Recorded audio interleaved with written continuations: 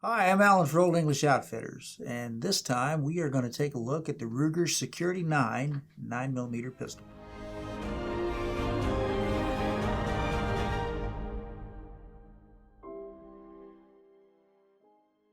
Okay, so today we have Ruger's Security 9 9mm pistol. Kind of a medium-sized pistol, not small like some of the other guns that folks like to carry concealed. This one's kind of intended to be something you could carry concealed, but you could also have at the range or keep it home for defensive purposes or just shoot to enjoy. Ruger has done a lot of things in their time. As you know, they're a very innovative company. This pistol has some nice features to it for a medium-sized gun. I'm going to go ahead and close the slide on this one. And let's cover the features really quickly here. It does come with two 15-round double-stacked magazines in a grip that's not terribly large. My hand's not really big. This grip fits me pretty well. It's not too big, not too little. We do have a manual thumb safety back there, and the Ruger safety kind of pivots on the front, so where it's very easy to take off with your shooting hand thumb, you have to reposition slightly to engage it. Single side magazine release, single side slide lock release, takedown pin right there. The sights are dovetailed in place, so you could remove them, and if aftermarket sights become available, they should be able to be replaced. This one, if you loosen the set screw, you should be able to move it left, right. Same with the front one. It doesn't have a set screw, but you should be able to move it left, right a little bit for windage adjustments. The sight profile on these, if you can see it, is very much like a Glock. You have a white outline rear and a single white dot front. Doesn't have a loaded chamber indicator that moves, but it does have a small witness hole in the top of the barrel chamber. So in lighting conditions, you can see that you've got a round chamber there. The slide is radiused a little bit. That's a nice touch. Front cocking serrations, another nice touch.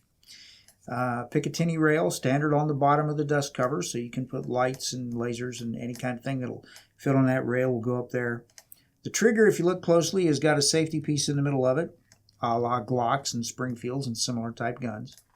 This pistol is actually hammer fired. The hammer is completely within the gun, and it's very much like the action on the LCP2. So if you look in the back, you probably can't see it from this angle, but there's actually a small hammer in there. So the hammer starts from a full cock position, so that ends up making for a short trigger pull that's not terribly heavy. You've got that safety piece in the center, and that's designed to make sure that the gun, if it was dropped, the trigger wouldn't travel under its own momentum and disengage the internal safety. We shot a couple of these for this review, and full disclosure, we had trouble with the first one. A little surprising. Don't usually expect that out of guns that we take out like this, and we don't usually expect it out of Ruger products. The problems we had out of about 3 magazines, so about 45 rounds of ammunition fired, we had 3 feedway stoppages, where the round starts out of the magazine, hangs up in a feedway, doesn't get into the chamber. And we had twice where it would not lock open on the empty magazine. So in thinking about that and looking it over, we inspected the pistol and we thought, well, let's try another pistol. So we got a second one out, this one. We put 2 magazines through this one, so that'd be 30 rounds. No trouble. We fired it fast, we fired it a little bit slow, absolutely flawless, completely through, no issues. So we're confident that those problems are that pistol. We've sold a few of these. This is not something that we've just seen. We've sold quite a few of these. We've not had complaints or issues reported to us. So we're confident that it's probably just that weapon, and we're also confident that Ruger will take care of that for us. This pistol, by the way, sells for $299.99 on sale right now here at Old English. That's a pretty good price point. The next closest thing would be Smith & Wesson's SD series guns, which are just a little bit bigger, not quite as good of a trigger, and don't have a manual safety for those of you who prefer it. So different platform, but for the price point, it's not bad. It's comfortable to shoot, doesn't beat you up. Very nice little gun. Takedown is very simple. You obviously want to make sure it's empty and safe. Nothing in the chamber, magazines out, all that. And then you want to close the slide on it. Leave the safety off. If you engage the safety, it locks the slide, so you can't move the slide. We do need to back slide it a little bit. So safety needs to be off. So if we back the slide up just a little bit, what we're doing here is we're taking that, there's a little oval cutout in the slide, and we're making sure that that lines up with that little pin. And if you take something small, like a little small flat screwdriver, and just put it under that pin and pop it, doesn't take a lot of pressure. You don't have to hoss on it, and you're not going to mar this up because you're not putting a lot of pressure on it. The pin just pops loose. Out comes the pin. From there, slide assembly comes off the receiver. Recoil spring and guide are captured, so they're not going to launch. It's just it's not a compound recoil spring. Simple spring and guide. Push the barrel up like many other semi-automatic pistols, and there's what you end up with. Slide assembly, barrel, recoil spring and guide, takedown pin, and frame. The one cautionary thing about a gun like this is you do end up with a takedown pin, which is kind of a small piece. So when you're disassembling these things for routine maintenance, don't lose it. Make sure that you put it someplace where you're not going to knock it out of place, because if you lose it, you can't operate the pistol. That's as far as you ever need to go to take this thing apart for normal routine maintenance.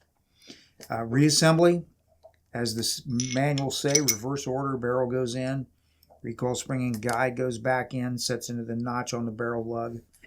Slide assembly mates back to the frame. And again, we want to just take it back so that that lines up, so we have a symmetrical hole. On this little piece, there's kind of a cutout at the top, and then the bottom's flat. The flat part goes towards the bottom of the gun frame. So if we put that back in like that, just pops right back in. Again, not any significant pressure. You don't have to hammer on it. Anytime we do this, we want to function check it, make sure everything works as it should, and it does.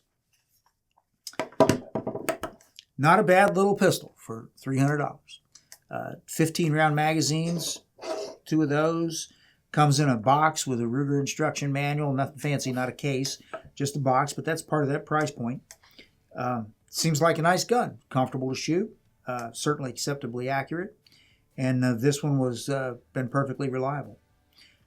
We have these in stock here at the shop, $299.99 plus tax. That's a pretty good price point for something like this, with this kind of capacity and the features that the gun has. We like it, and we encourage you to come down and take a look at them if it holds some interest for you.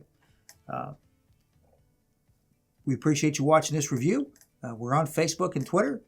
Feel free to comment, and thanks again. For Old English Outfitters, I'm Alan.